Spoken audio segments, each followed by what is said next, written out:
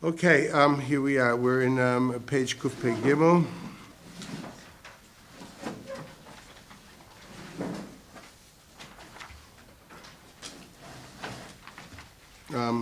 Let's go just, I'm going to start I'll roll through the left column there, although we read at least half of it. They told God, walk away from us. We were not interested in knowing your ways. Mashadai, what is the God of restriction? That we should serve him. Why is we worthy? What will we gain by praying to him? I know this means to say, already were aware. They went through the trauma of a third of the civilized world flooded. They were more than aware that there's no use of that's not going to happen. He will intervene. He will intervene, and therefore there's no use of trying to get him not to intervene, but not thinking about him, not living with any God awareness and consciousness. And ultimately, as we point out, there's a healthy, normal dynamic. You don't think about God, God doesn't want to think about you. That's what the original generation thought. They knew it's not going to happen because God has an agenda in creation.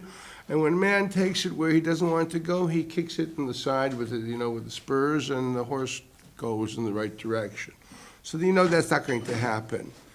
Because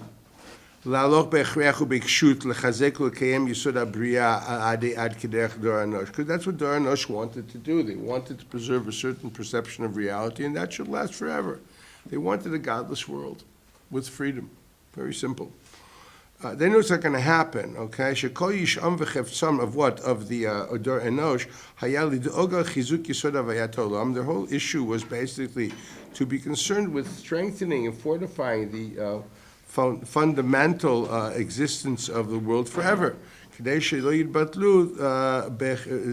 not be annulled. Through what? Through enlightenment, because enlightenment does change the way you see things. They were simply loved, the bliss of ignorance. It's as simple as that. And they went quite hard-headed against God. They were going to force his hand. That's what it says. This already the Rambam comprehended. Hashem, God has the cards, and therefore it ain't going to happen. He has an agenda, and therefore, if God doesn't want that to be, because God created the world for a reason, it's not going to happen. So it goes further. So, ulam but bao, how high? What? Bring them in. I start on time. There are chairs out there. I suggest you bring chairs. They're very wet. Okay, so go. Go into the closet room. Yeah. These chairs are these chairs what? No, it's not. This chair.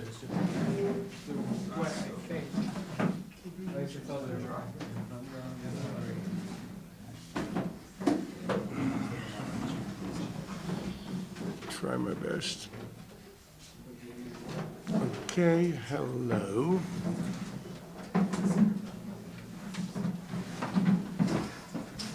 I finally start once on time, see what happens.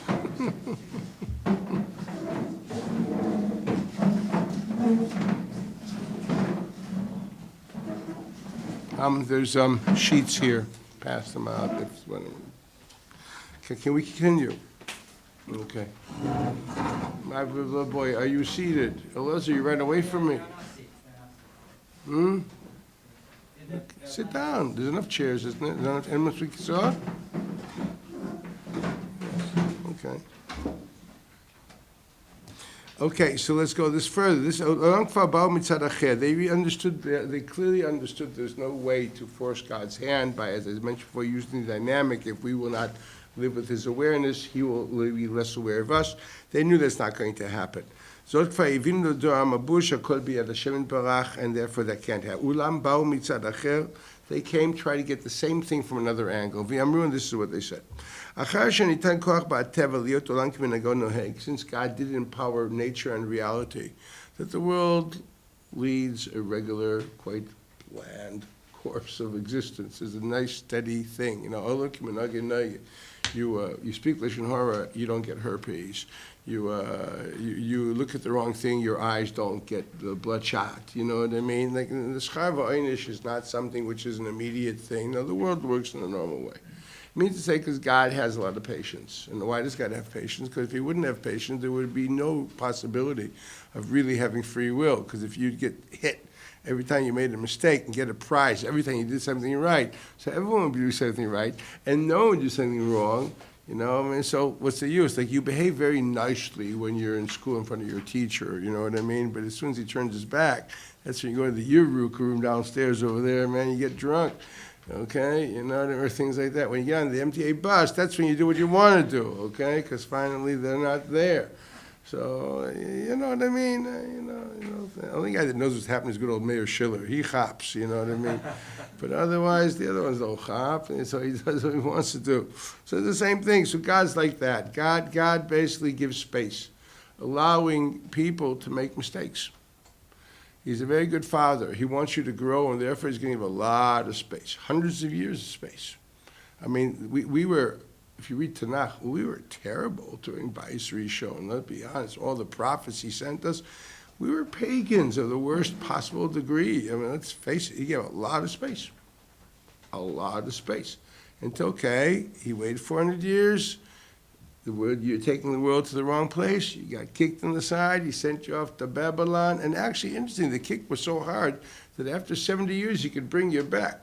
But then again, he brought us back, and then for 400 years, he gave us a lot of space. If you know what happened there with the Pharisees versus the Sadducees, etc., and all the different things, B'yavnim and Tzidokim and Baitutim, we're in a bad place. Let's be honest, okay? Anybody who knows what happened during the second type of period, with greatest respect to the problem, the only problem with Sinus Chinam, read Flavius. Okay, there are a lot of problems, to say the least. Okay, it's true that Sinus Chinam was the reason that tipped the scales. That's what the Gemara said. Doesn't mean they were all cloistered monks. And I mean, it means to say that what tipped the scale was that. That's what it means. God has a lot of patience, but you know that which tipped the scale. This, if you had this, Maral writes this, or lo bircha b'Torah tchila. That's why they destroyed the second temple, because they didn't say Birchas HaTorah. God Almighty, Machlek is Bavi Yerushalmi, even when it's the Raisa or not. Okay, the Rambam Paskins, it's the Rabbanan. The Ramban Paskins, it's the Raisa. So for goodness sakes, they can relax on me. The morale says, no, if you would have had that added schus of a Birchas HaTorah, it would have, the scales wouldn't have been tipped. And you would have made it, you know, with the skin of your teeth, but you would have made it. The problem is we didn't have that extra schus which is needed, which is chibas HaTorah, and therefore, boo, it went down again, but it took 400 years till it happened. Now what would seem to be, he's really giving us a lot of space. He says, let's see if you can fix things. And well, a lot of space. No, he's still giving us time to fix things. He says, what's going to happen? He says at the end of the day, by the time if you're not going to fix things, if he's going to bring the geula.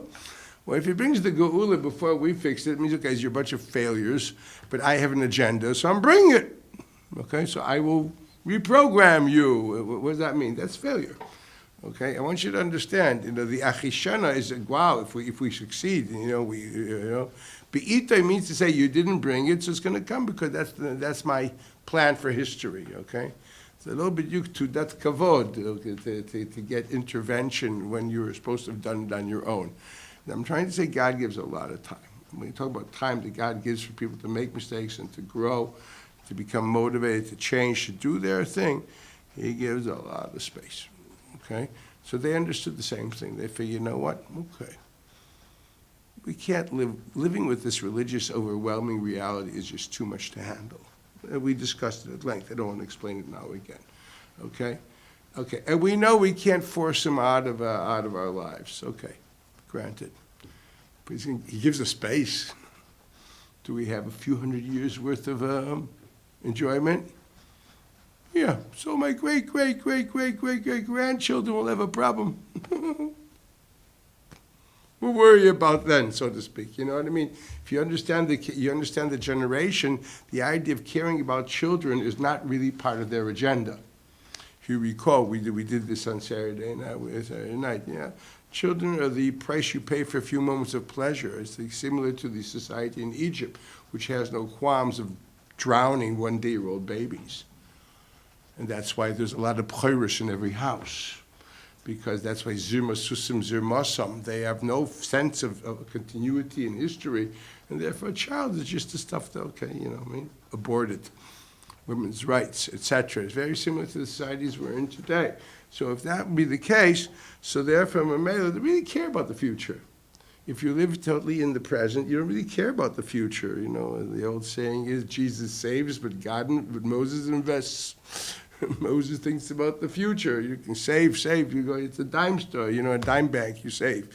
You have to invest. But to invest, you have to think with zikaron. You have to think ahead. You have to think further. You're living today, taking into account further. People who live on the today alone, that's the mitzvah. That's the balei taiva that live totally with today without tomorrow.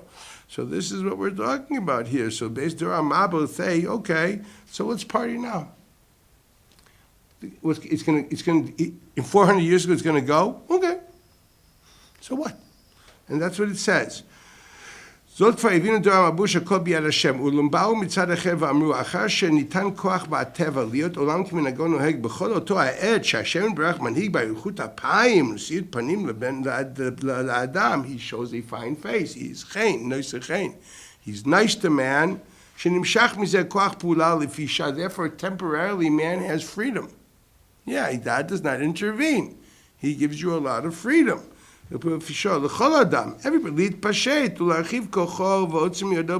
you can extend yourself in any way you want. Do you want to have a cheeseburger on Yom Kippur? Believe me, your teeth will not fall out if you do it. You won't fall out, I'm telling you right now.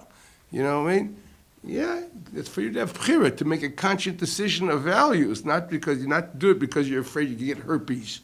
Okay? You may get acid indigestion, that's something else, but nothing to do with the sin. Well, that's because of the quality of what you'll be eating. But it's not going to happen. So you really have koyach lispashet laharchiv koychi v'otzivyoda ba'olim kechol yecholtoi lefi sharishus netuna le'ein ha'adam. He's inferring something very, very harsh here, but I'm not going to explain it. There's two. I have to find this in more of a different setting. When he said, what does that sentence mean? For man has free will, at least so he perceives. No, he's alluding to that the world, as we describe, I'll just say it in a simple way, but really this is the Iggy Yesod of Ishbitz. We experience the world through, as I mentioned already in past time, through our five senses, through our ways of thinking. Our thinking is, we internalize the world through our senses, etc. And very true. In that perception of reality, there is a sense that I am existent and God is there, and there's a distance between us, and we bridge the gap by doing Torah and mitzvahs. Is that not true? I want to get close to Gosh Baruch Hu. Is that what you usually say? Is that the word you say? You'd love to have him on a pinup, but he's not in a picture. That would be the problem. Okay? But, that's your idea, right? So you're talking a certain language or perceiving things in a certain way. It's a shtickle like Dibur Torah Koloshim Ne'odam, the way we talk. Not a shtickle, it's a lot like Dibur Torah Koloshim Ne'odam, what that means. But that is basically the way of we think and experience the world around us, don't we? A sense of distance and the capability of bridging the gap through Torah and mitzvahs. And ultimately, we'll get close to God. We'll be davek b'shchina, okay? And that's the Olam HaGemur, where tzaddikim yoshvim at Tereseim Bereseim v'nen in miziv hashchina. That's basically... Now, is this an objective truth, or is this the objective truth within the subjective reality of human perception? That's a question.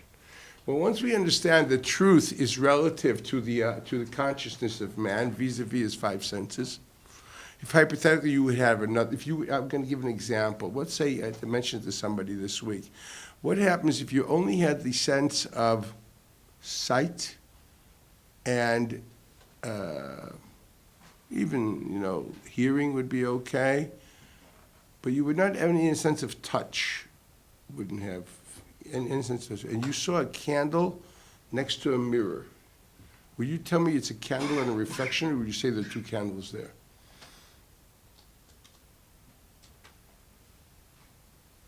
question. I need someone to volunteer his intelligence. Kiva, you're a bright kid. You had no other sense you could. wouldn't sense that there's a mirror. You had no touch. You wouldn't sense there's a mirror. Touch is meaningless. You wouldn't have that sense if you didn't have the sense of touch. See, you think they're two candles. You would think, or it would be two It candles. would be two candles to you, as far as your sight is concerned. But that's all there is. So you would say there are two candles. And in a world which has only sight, there really are two candles. Because everything is within the context of how you take in the information. If your information is through five senses, then no, that's a candle with a reflection. But if hypothetically you only had sight, there would be two candles. That would be the existence of two candles. You would have no way of saying otherwise. That would be your truth. If you get, the Indian lady's middle eye, wow, then you're really going to see something else. Can you imagine at the moment, like you know, dogs have much better listening than we do. Anybody ever own a dog here? No one raises a hand? I owned a dog. Okay, you know what a dog whistle is? Yeah. It's a very high-pitched sound that human beings still can't hear. Dogs do. And if you hear it, that means,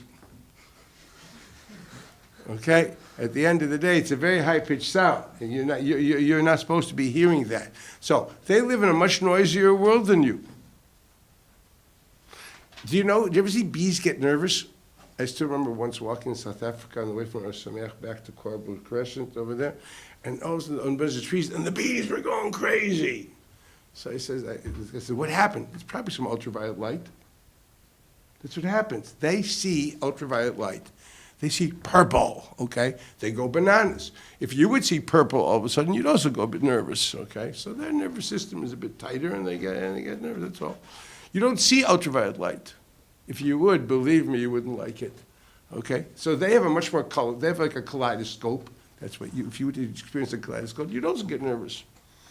Did you ever see one of these kaleidoscope things? Okay, so you see a kaleidoscope, you get nervous. Okay, you hear a lot of noise, you get nervous. Okay, so dogs suddenly bark sometimes because they hear things. You think it's very quiet. Why are they barking? Stam matzbani. Lo stam matzbani, mashu matzben oto. Okay, he has songs that you don't hear. He sounds like Joan the Arc. He sees things you don't see, hears things you don't hear. Okay, it's true. Now, Nevi'im, the Havdil, right? Nevi'im have I would call the middle eye, if you may say, a different tools of taking in information, very sensitized. They definitely see things you don't see, and they definitely hear things you don't hear. So their world is totally different than yours. They live in another world. Is your world more real than their world? No, your world is defined by the tools of internalizing information. Their world is defined by, they're all living, geographically you may be the same place, but you're living at different levels of consciousness. Should you experience ever a mind-expanding experience, you will suddenly, believe me, see colors that you never saw before, okay? These with chemical inducive, if I may say, okay? It's a different world. It's geographically in the same place. But it's another reality. It's another metzius. It's very clear that we look at things subjectively. Therefore, understand one thing. Free will, Torah, mitzvahs, getting close to God, they're all truths within the subjective existence of man through his five senses. What will be the relation between God and man when you will literally experience, ein oid milvadoi? It means total nullification of the word I, the idea of distance, the idea of anything outside of God would be incomprehensible. So the whole mitzvah of avodah won't exist anymore. Because the whole avodah is to take that which is far to bring it close. But that's all when you feel there's God is the Shamayim, Shamayim L'Hashem, Ba'aretz Natan L'Bnei Adam. Now build ladders and bridges. Or bring the heaven to the earth, or raise the heaven, la'alot, lo'rid, whatever the usage for all the good Chassidish form, right? I know them, okay? Right. It's all true as long as you don't get another eye over there.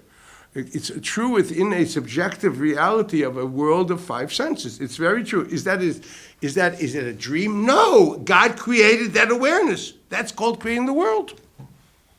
When he created the world, he created a certain way of internalizing it through these tools. Think of the world not just some physical phenomenon, because I hope your world includes ideas. And they're not physical phenomena. Okay? Therefore, it means a world, it means perceptions, ideas. Tzura, we discussed that today, okay? Not just chomer, okay? World of ideas, your whole language, your whole encountering the world around you, everything is ideas, okay? They're not spatial, they don't take space. So what are we talking about? We're talking about those ideas are conjured up how? By experiencing the world around you through your five senses, conceptualizing it, ultimately having a great box of ideas, and that's how you're encultured and see so many things and everywhere. But it's what you see all comes from how you sense reality. Should you be zeichet to sense the idea of ein oid milvadoi? It's a world which has the world I ceases to exist.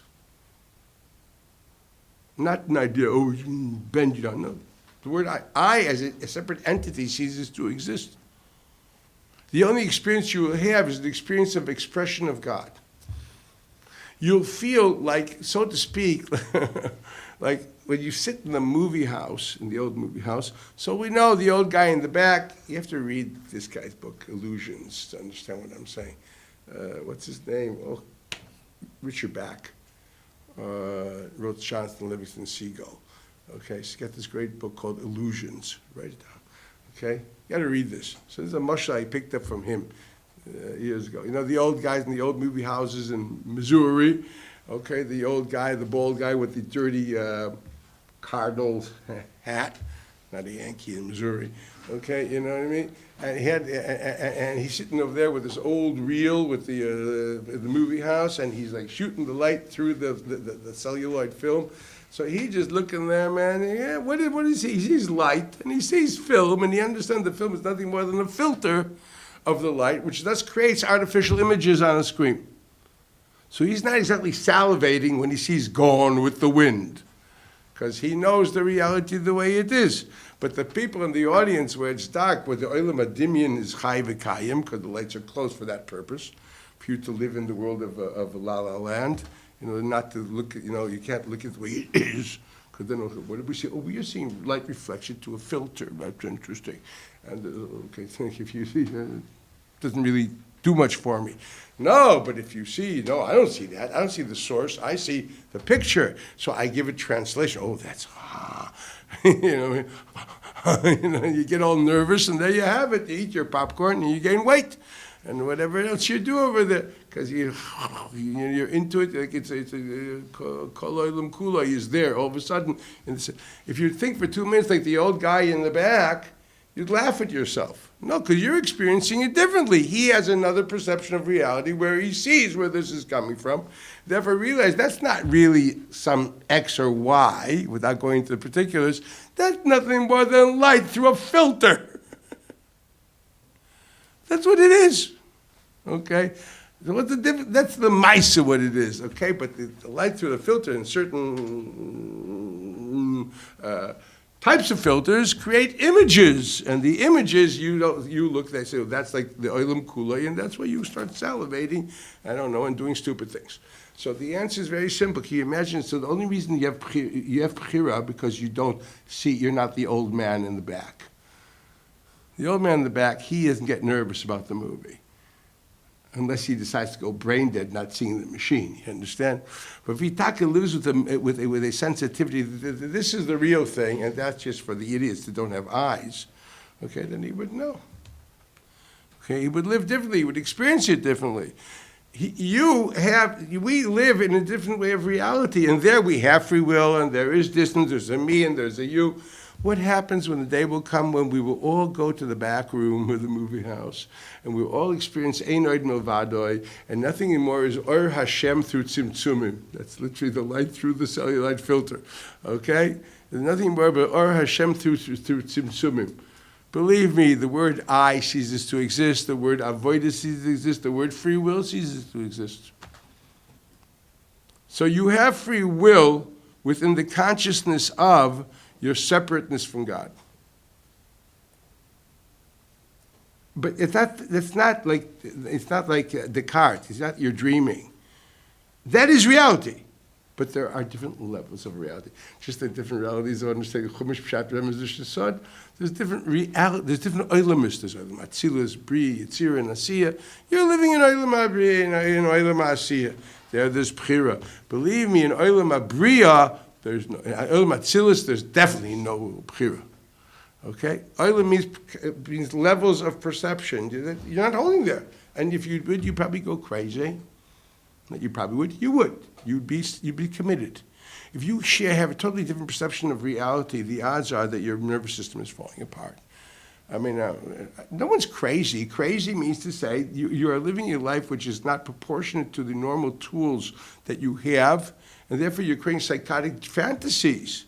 Okay, that's not proportionate to the tools you have. That you need help. Okay, your brain's fried. Okay, that is a not healthy situation. God wants us to be healthy. God wants us to live in this world. God wants us to experience this world and to know that there's more. He doesn't expect you to experience Olam Atzilus here, believe me. You know, as the Kotzker says, Balachim and Strafim, he has plenty. He needs human beings here. Okay? He doesn't want you to be a Malach and a Straf. You would have been one. He doesn't want you to be a Malach and a Straf. He wants you to be an Adam. An Adam means living with the Metzias of Adam and trying to get closer, build the bridges, and all that. So in honest truth, in the purest philosophical truth, Bchira, this sentence is actually mamish exact. Bchira hu le'ein ha'adam. It has to do with the perceptions of how man sees reality. And the more and more you will, if one day the world will suddenly see things differently, get another eye and see things like in Olam Atzilus, it won't experience free will. You won't experience the word I. There won't be experience of the word of distance. The whole mitzvahs of mitzvahs can't exist because the mitzvah demands a mitzvah, a mitzvah, and a bridge called a mitzvah. Commander, commanded, and a commandment. Okay? But if there's no differentiation, there's no identity outside of the mitzvah, so what's the mitzvah? It becomes meaningless. When will this happen? Nothing to do with anything you know about. You know, we'll probably not be there. Okay? But whatever it is, that's the end. It's way, way, way past Mashiach. Way, way, way past it. That's another Metzias totally. Okay, nothing to do with anything we're talking about at the moment. Okay, so this is what the Rebbe says when he says, this is how he explains the dichotomy between Bechira and Yediyah. I want you to understand. Those who know what I'm talking about, good. If not, I'm moving on. He basically sees them existing at two different planes. They're not sois of each other. They exist in truth at two different planes. Remember, just put it in your minds, inhale it. And I'll explain it one day. Weiter. So this is what he says. This is a very important lashon, where he writes, "The fisher shouldn't do not la'ain ha'adam." That la'ain really should be underlined. L'chein, in other words, l'chein. Therefore, since they're aware that the experience that they had, they have plenty of time and plenty, you know, they can really do what they want. Hayu merutzim litpashet b'chol otoed. They were quite happy to extend themselves freely without restrictions for all period of time until God loses patience, which is a few hundred years. You see it in the Hediah and the Chumash at the end of Parashat Beraishit. God says, okay, these guys are enough. Okay, there ain't no way, you know, I'm going to erase them. But you know what? I'm going to give them another 120 years. So he writes, you know, he really wanted to erase them 120 years earlier. But God says, you know, I'm going to give them another 120 years. Maybe they'll do tshuva. Really? Patience. The patience is unbelievable. He says, he said that 120 years before the Mabul. The end of Parashat Beraishit. I don't know. I gotta get rid of this. And then he says, but read Rashi there. Okay, I'm not going to go crazy with them. I'm giving you 120 years more to do tshuva. So, got patience. That's what I'm trying to say. He had a lot of patience. He waited and waited and waited. As I said sometime in the recent past, God believes in us much more than we believe in ourselves. He actually is willing to believe, yet maybe they'll do tshuva. Although, it's frightening to think of it. He really does believe in humanity. So he got a lot of patience. So he says, they really weren't concerned that their perception of reality should exist perpetually. No, we don't care about it. Because again, a Baal Taiva doesn't think about tomorrow. We're going to live good, that's what counts. Weiter. You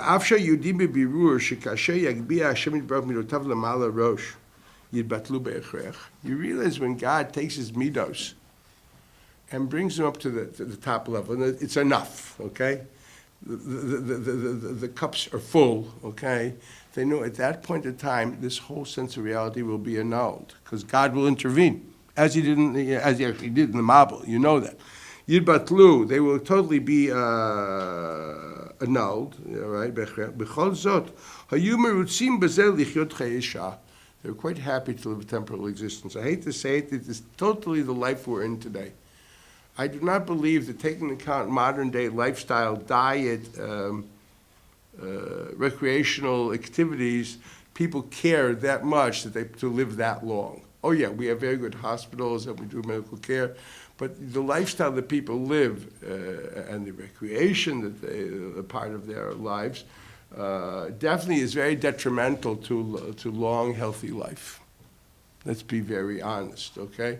It's not just detrimental, it's detrimental, it's being nice, okay? People are committing suicide with the way, what they're eating, what they're smoking, whatever they're experiencing. Let's be very honest. Why? You're very intelligent.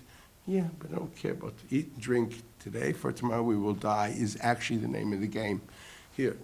Okay, that's what people are doing. Eat and drink and be married. This is totally the idea found in Greece, I mentioned, through Epicurean and Cynicism. They were two philosophers which really believed that there's no use for meaning. Who says there is meaning? Let's have a party now. Whatever happens, happens. Que sera, sera. Whatever will be, will be. You know what I mean? That's literally, I think this is contemporary society. It's really contemporary society.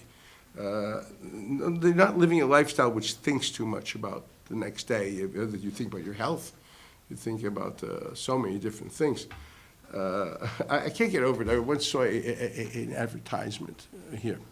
There was a campaign here not to smoke. So normally you say don't smoke because, you may end up with asthma, emphysema, cancer, Those are lots of things. So this thing was, no, if you smoke, you'll be impotent. And I'm looking at this saying, that's it. Do you understand? That's what people care about, because that's Nogea to now. Do you realize how when I look at this, is where is society if that's what's needed? You actually may die. No mishaneh. But you may end up using that little blue pill. Oy choli levachad. That's the end of the thing, Pastor. That ain't gonna happen. That's like boo, boo, boo. Think of what society is. It's actually reflective of society. When I saw it, it destroyed me. It says, where am I? That this is the language needed for people not to kill themselves with these things. You think of where you're at. So everything I read here is not like biblical. It's very contemporary. People don't care about the future. They barely care about tomorrow. They care about their pleasure and the today. And that's what he says. So he says, Mefurish, he says, they were willing to live temporal lives and to extend themselves however they wanted, with all their urges. They had no ways of restricting themselves. And they'll be, okay, the party will end, and when it ends, okay? They did not want to connect to the name Shakai. What's Shakai? Shin Dalad Yud is Shamar La'olamo Dai. That's the name Shaddai. Shaddai means Shamar La'olamo Dai. The Medrash says in Beraishis that the world, when it was created, was like two balls of yarn, which was opening up. So it's a lot of raw material, and it could have been so much more, and God says, okay, enough, boys. Consciousness cannot go that low. The lowest level of consciousness is the one we perceive. If we would have gone even lower, there would have been a very hard time doing avodah. Okay, if Olam means levels of awareness, I think I explained that a million times, okay? Well, the Olam has to stop. You know, if all of a sudden you're experiencing a serious idea which is further and further away from Elokus, it's going to be a very hard climb up. So it stopped here. It stopped with Olam Asiyah. It didn't go lower than that, although some people experience it in a very low way. But overall, the perceptual reality is something which you can start working. It's like a ladder, literally moving consciousness from Asiyah to Yetzirah to Bria to Atzilus. If you learn the Sidur Miliari, he discusses that. So this is what we're talking about over here. Lo ratzu le'echad b'shem Shaddai. Why? Hamoreh al tzimtzum v'itkalut hamidot. Shaddai means restriction. It means like cut off. Don't extend yourself. What does hitkalut hamidot mean? Hitkalut hamidot means as follows. When a person is expressive, so he's expressing a certain part of himself. When a person is not expressive, he's restricted, so all the midos are just there in potential. And they're all, your persona is now basically where you're not active, so everything's in potential. And what you have is therefore all your midos interact with each other. But as soon as, let's say, you decide to do something, so there's going to be X midos are going to be very active, and other midos will be dormant at the time, okay? Because not all of you is expressed in everything you do. So when we talk about lack of a restrictive persona, is a person which is midos can converge and merge together because he's not so expressive. He's more living in a world of seichel than in the word of pu'ula. Okay? So he says, Shaddai means constrict yourself. No, go back. Go back into yourself as much as possible. That's what he says. Hamoral tzimtzum v'tkalut hamidot. Kidei, why did it not be on Adiyat? Yes, if they would have done that, they would have been able to create a world which actually is perpetual in existence. If you live in a world of ruchnius, that's going to be forever. It'll just get better. It'll just get enhanced. It won't be buttle. It'll graduate. It'll grow. Okay? But when you live a world with shakol b'chomer, that's not going to last. Like many people's worlds go, if all your world is your chitzonius, look, you're all nice-looking boys, and you probably all have hair, mostly hair on your head. I want to tell you something. Say what you want. I was also a lanky, skinny boy, and a very big bush of hair on my head. Used to have to use 4 pins to keep my yarmulke down. Okay, I'm bald, a raspy frog's voice, a pot belly. So you're all going to be the same. I tell this to the ladies in Nishmat too. Okay. You're all going to have curlers and go to laundry, you know what I mean? Don't think, your Botox is not going to help you. Okay? It's the same thing here. So get used to it. Get used to it. I'm not joking when I say this. Get used to it. Think about more than the today. And if they only want to think about today, well, that's Torah Mabel. So this is what he says. You can live a world which will always be. Get yourself into a world which never ends. World. You know the 20 volumes. I have to tell you what the books are. There's a bunch of books there that put you, they're like this silver spaceship in the sky, and they take you to cool worlds, okay? I tell you, my father always used to tell me, the Maram always says, Makshin ha'olam. Says that's the only world you're supposed to be in. People ask those kashas. Makshin ha'olam. I promise you, in Fifth Avenue, they don't ask that question. The Maram says, Makshin ha'olam. Which olam is he talking about? Makshin ha'olam. Today, typically, Yeshiva Bocher doesn't ask those questions. It's not Chefze Gavra and Chalais. It's Pshat and Taisvus. So they won't ask that question anymore. So my Abiyah said, Mendel, you should always live only in that world, in the world of the Maram. That oilam is where you're supposed to be there, not anywhere else. So that I'm telling it to you now. That's the world which exists forever. Mashenken, the world, they didn't want that. They could have. If you're oiches b'shakai and iskalus amidus, you live in the world of seichel, you can create a oilam, a biyin ad. Now he says, V'eshamru b'shas brings the Gemara Sanhedrin Kufiyat Chesder Amabel and Nechtam Zardinam Ad Sheposhti Yedem Begezel. Shenema Ki Malah Haaretz Chamas B'pneihem V'nim Eshchita. And it is quite problematic because we see the description of where they were at the end of Parashat Berashit. They were decrepit. We discussed this on Motzei Shabbos. We discussed this. I remember discussed the Amabel. If you remember, Toivis Heina Ichem. They were. The moral decay was beyond. Pin Gezel is their problem. Alavai, that should be the issue. Gezel, a bit of a cheat, sounds like a Fermayid. But you know what I mean? But they're like a million places further from that. So why did they decide Gezel? So what are you going to say? There's so many others, but Gezel is Barash. Does that make sense? You have so many things happening. So put the Gezel because you use your boss's phone for 3 minutes during your job. Just press the Gezel, okay? Or use the stapler, Shalom Bershus, and you took some staples, even Gezel, Polshav, Prutas, and Isser, okay? That's all Gezel, okay? I got news for you. Kulam beGezel, okay? Okay, but that's the problem. Gezel is a yeshiva shemachla. It's like Lashon Hara. You know what I mean? Bittul Torah. There's certain things which are yeshiva which are mutter. The heter of Rav Huna. Kivin she'over adam v'shana boy nasas like a heter. So this has the hechsher of Rav Huna. It's a memory of Rav Huna in the Gemara. Omer Rav Huna. Kivin she'odam over aver v'shana boy nasas like a heter. No, the Gemara says nasas like heter. The Gemara heter kasal kedaitach ela keheter. So at least according to the Havamina, you have a hechsher of Rav Huna. You know, that's what it looks like. So watch this. So he explains. Medrash Rabbah saw malei avonot. You have a measurement full of sins. Mimi katreg barosh. Which is the most vocal aveira which screams, persecute him. Gezel. Shenemar ubitzam beresh kulam.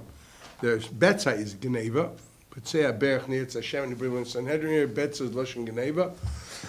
Betzei bitzam beresh kulam. Their thievery is on top of it all. We say that in Ne'ilah. In the Piyut of Ne'ilah, we say we shouldn't be caught be'oshik yadeinu. We say before in Tfilas Nida, we know we're really up the creek without a paddle. We hope that our oishik yadayim, the fact that we have put our fingers in someone else's kitty, shouldn't tip the scales for us, and we should be go downstream. Look up the Tefillah Nila. That's what it says. Honesty is no joke, and I'm talking about again, especially people that that go to places of work, etc. Free usage of phone, paper, stapler, pens, things which are common in the office, but no one asked Al Pidin Ayu Moichel. And the department head can't be Moichel. You have to ask the boss. And even the boss, if it's a corporation, he has to have a decision of the board. I know how to tell it to you. There ain't no mechilas. It's a prostic zayla. Okay, and this has to be understood. And it also has to deal with damaging furniture in a dormitory, etc. Gezel is it's very common avera. And that's the avera, which is, what does it mean over here, though? But why here? So he says something unbelievable here, which is very special. They actually had a way of life of total expansion of the self.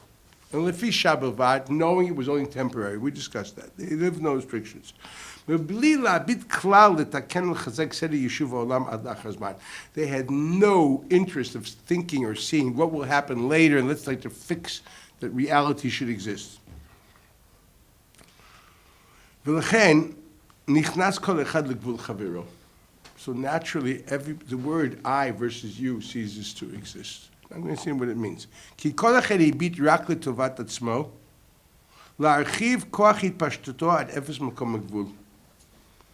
Here's something to be understood. Why do you think most people respect laws? The common interest. Common interest, why? Because we all do want that the society should continue. For example, I want my children, my grandchildren also to live in a prosperous world, so I'm not going to destroy the waters of Israel because I do want generations later to have what to drink. We're very concerned with the Social Security in America because the baby boomers, now there's a problem because we're trying to do something to protect the future generations. You know this across the board. If you know, society always sticks for the future. And because of that, it creates restrictions and obligations. What happens if no one cares about tomorrow? So then the word society ceases to exist, because society by definition is something where people band together because they have a common interest. But if you're nothing more than a self-centered, pleasure-seeking person, you really have no common interest with anybody else because your taivas are not his and his are not yours. The dominant consideration is me. And that's the type of Jewish who goes extremely, will do, as I said before, how they went to the extent of af zocher, af behema, af eshish. There were no restrictions. Everything exists to supply me. They didn't have the restriction, well, if I steal his wife, he'll steal mine. Take it. It's literally shali, shecha, shecha shali, shali, shali, shecha shali, and everyone was saying it. There's no restrictions at all, because if everything is there, if you have money, the word you ceases to exist as far as I'm concerned. I have no reason to restrict myself from you. If I will enjoy that money, I will take it. If I will enjoy your dog, I will take it. I enjoy your son, I will take it. Enjoy your wife, I will take it. Isn't that what the Chumash says? These people had no restrictions. There was no moral qualms, and there was no reason to even create anything. Much of our morality is based on self-preservation. We feel guilty about certain things because we don't want them to happen. Okay? I'm not going in, this is not now a study on the basis of morals, but you think for 2 minutes why certain things are perceived immoral today, and certain things are still perceived moral. Actually, 15, 20 years ago, there were many more things which were perceived immoral. Society has certain interests and doesn't care about X, so now it's moral. But they're still worried about Y, and since I'm being photographed here, I don't want to elaborate. They're still worried why. There's a why. And why still is perceived as immoral. Wait till it changes too. Okay, but there's things which are immoral. There's social convention which will change. It depends on what affects their comfort zone and how they want to live. That's what this all is. Once you've come to the low level, I don't care about anything, and there is no tomorrow. It's only now, me, and that's all. So the word yours ceases to exist. That's what he's saying. So he's basically saying, again, the same reason for the hedonistic pleasure, etc., is that which destroys all limitations, and naturally, therefore, theft is meaningless. Theft only means to say the money is for you, and my money is for me, but if you understand everything in this world is for me, he's very firm. Okay, so Yitaka holds that way. Yitaka holds that. So he uses whatever he wants. So this is how these people lived. And that's why naturally, why would you think there was no restrictions when it came to sexual behavior, and there are restrictions as far as money is concerned? The same type. This is Taivus a moment. This is Taivus a rise. By nafkamin. That's what he says. Ki kol echad hibit rak letovat atzmo la'archiv koach hitpashtuto ad efes makom megvul. There was no place. They had no concern about creating a functioning society. You know, society had fallen apart. It's a bunch of people having a party. It sounds literally, this is Fellini's Rome. This is Achashverosh's party at the time. Everyone, that's all this was. It was an ongoing party. Okay? So therefore, when you talk about gazel being, because gazel just means stealing, it means lacking a sense of gvulot, lacking a sense of restriction, stemming from self-centeredness. Yes, self-centeredness, the world of taiva we discussed, that basically is the world of no restriction. That kicks God out of the picture. There's no more ideals, no more values. There's nothing, not even a value of a perpetually existent society. No, I always remember Reb Chaim used to talk about this, the famous Gemara in Tainus. You know, the Jews have a Rip Van Winkle. It's called Chani Amago. Do you know who Rip Van Winkle was? Okay, we have the famous Gemara. The Gemara says that there's a man, a Tana called Chayni. He used to make circles and stand in them and say, God, I'm not walking out of here until you give rain. And somehow God wanted him to walk out, so he gave rain. So he's called Chani Amagel. He's a Tana, a very big man. So the Gemara says that he was once driving with his donkey, and he saw this person planting a carob tree. He's an old person. Says, this, I don't understand, it takes 70 years to give payers. I don't know the tree, so that's what he says. Unless there's different types of carobs, a different period of time. That tree says, you can only give carobs in 70 years from now. Why are you planting it? You're not going to be here. So the man said, my grandfather planted for me, and I'm planting for my grandchildren. Okay, Choni became tired, and he laid his donkey was there, and he laid himself down for rest. He woke up 70 years later. I say Reb Winkle. He woke up. Now, is this fact or metaphor? I don't go into it. 70. Well, the Gemara sounds like fact. You see in 2 minutes. He lived there for 70 years. How that's physically possible? If not alpines, it's impossible. But he lived there for 70 years, and when he woke up, first of all, he saw his donkey had a whole mishpacha, Baruch Hashem, because the donkey found a shidduch, and there was a whole mishpacha there. Then he looks, he sees someone's eating from the tree. So he says, what do you mean? What are you doing here? He says, oh yeah, my grandfather planted it 70 years ago. And that's the Gemara. The Gemara then says it's interesting, Gemara, Reb Chaim spent a long time explaining it. Reb Chaim Shmulevitz, it was really beautiful. And then the Gemara says he went into town and went to a Medrash. And there were two people arguing, Pshat and Choni Amagel. You understand? It's like, I can see it now, like two people argue what I said in Shir. I know exactly what that means. Okay? Two people were arguing, Pshat and Choni Amagel. So he says, what's your problem? I'll explain to you. Who are you, old man? I'm Chani Amagel. He says, yeah, and I'm Kayin. You know what I mean? You're Chani Amagel. He died 70 years ago. They looked at him and says, do me a favor, old man. You've been smoking. So basically, he went out, and he realized he'll never be able to have a society. He said to God, take me away from here. My generation is gone. No one here can connect to me. Take me away. And he died. The Gemara ends, Hainu Damra Insha, this is what people say, Oy Chavrusa, Oy Misusa. Either friends equals society or death. A very interesting Gemara. So I'll just tell you one line that Reb Chaim said then, which always took me.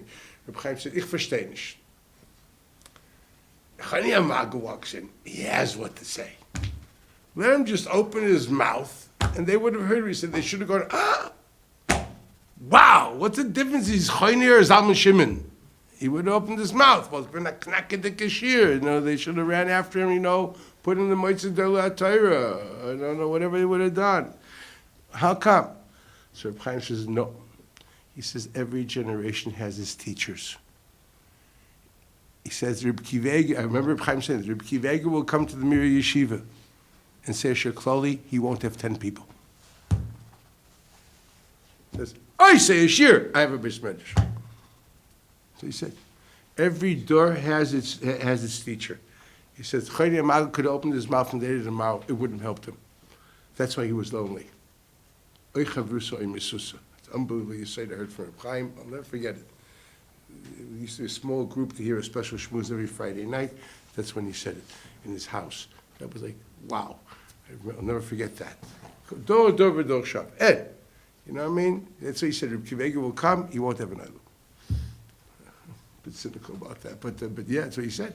He said in Reb Kivega, Reb Kivega. Kivega won't have an idol. Ich, Chaim Shmulevitz, I have an idol. Well, he had an idol. He had a big idol. But that's the way it was. You understand? The biggest sight. That's the story of Choni Amagel. I got into that for one thing only. Yes, we live, Chaim also said, we don't live for ourselves, we live for our grandchildren. We live for the future. That's why Choni slept. Because he didn't understand, why are you planting the carob tree? You're going to die. And this guy told him, yes, but we don't plant for ourselves, we plant for our grandchildren. You know what? He had to go to sleep and wake up to see it, to understand that life is not for you, it's for the continuance of reality. Big yisoid. And that's what's said over here. That's what Dor Mabel is. They couldn't care less. Vika asher matzinu behepech. Now this is an unbelievable piece. Just as we see here that gazel and self-centeredness is the side of all religious failure, he says, mitzvah v'aftarach kamaycha adraba. Total love of the other, total opposite of self-centeredness, hu klal kol ha-mitzvahs kulam. So if gazel is the self-centeredness, the olam hataiva, not caring about anybody else, is the shirish of kol nefila, adraba. Totally, v'aftarach kamaycha, he says, is klal kol ha-torah kula. Ked'isa b'shas Shabbos, lamed aleph. Now that's interesting, because the Lashon of the Mishnah, Rebbe Kiva says, he says, Madi sani lach, lechavach loy tavid. Zoi kol ha-torah kula, that's Hillel. Madi sani lach, he didn't say v'aftarach kamaycha. So the answer is, if you open up the Ramban, al Torah, he says that's the pshat in Rav Shach Kamaycha. Open Ramban, Rav Shach Kamaycha, the three pshatim over there, read it. See, it doesn't mean love everybody like you love yourself. There's no way you could. He says to the extent, at least don't be sad when good things happen to him. That's how low he brings it down. There's probably more, but he brings it to the lower stage. Don't, תפרגן למישהו. איך אומרים בעברית? Like, things are going good for him. Don't be sad about it. You should be happy about it, okay? Okay, so he says, the Lashon of the Gemara is, Madasani lach, whatever you don't want to happen to you. Don't do that. That which you don't want to happen to you, don't do it to your friend. And that's also a pirush, according to the Rebbe over here, in Rav Shach Kamaycha. I'm just showing the Ramban also breaks it lower. He's doing the same thing. Zui ka Torah kula, v'idach pirusha zul Gemara. Now, l'chayr it's a pella. What was Hillel? He was a con artist. The man came, wants to know the Kol Torah b'regel achas. So Shammai told him, you're an idiot. Get away from here. He took the Amas HaBinyan, he took the beam of the building, he says, get out of here, we're all going to knock you. You're results of the Torah. You really think that Judaism can work with standing on one foot in a one-liner? What do you think this is? Some kind of a machine? There's no such thing. Hillel did, but wasn't he conning him? You really think Rav Shach Kamaycha is called Torah Kula? What about the Pigla and Neusser? It's also Rav Shach Kamaycha. What about tzitzis and tefillin? It's also Rav Shach Kamaycha. I can understand Choshen Mishpat. Different source Rav Shach Kamaycha. I can understand certain chlokim and arachaim. And shtikli your day also. I can understand Nicham Avel. I can understand quite a few halachas. What does chaylev and snapper v'kaskeses have to do with Rav Shach Kamaycha? The klal kol Torah kula, it's very nice if you sound like the other religion that looks at the moral aspect of Torah without the legal aspect of Torah. Well, we incorporate both, if you recall. Like we still believe in the good Old Testament from Sinai. You know that? So what are you doing here? What's he doing? Is he like? Is that what he is? He's trying to say the ikar of Torah, the morals and the ethics, and not the law. You have no idea, because I can really play a historical game here as far as dating you. That would sound terrible. That would sound atrocious, because it's really neutering the truth. It's cutting away the truth. It's not emes. Is he conning him? Figuring, I'll tell him something nice, he'll become Jewish, then I'll put the load on him. Tell him the truth. Tell him that, like Bezdin says, Bnei Yisos Chufim, Bzuyim, and there's Abraham Bezdin, there's Malchus, this is the way it is. That's the Lashon Ram Mishur Bia. Bezdin's supposed to tell a ger, before you do this, understand what you're getting into. This is like, like a cesspool. It's a problem, it's pretty painful. So, he sounds right, all you do is love. That's all you have to do. And the rest, don't worry about it. It's when they wake up in the jingle jangle morning that comes after, those are, where am I? Is that what he was doing? Was he conning him? You must have been bothered by the question. And you don't really think that, expiration is what counts. He's a Tana. It's a Tana. He won't tell him the truth. Does that say, Indian to be Megayer someone? Don't be Megayer. Adrabah. You have to be an Indian to be Megayer. You don't be Megayer. What's he saying? Al Kochi saying in emes. At what level can that be true? That's a very strong question. I need you to think about it, and I am now stopping, and we will continue this, obviously, next week or whatever it be. I need you to think about it and then give me an answer. You want to understand what's written here anyway.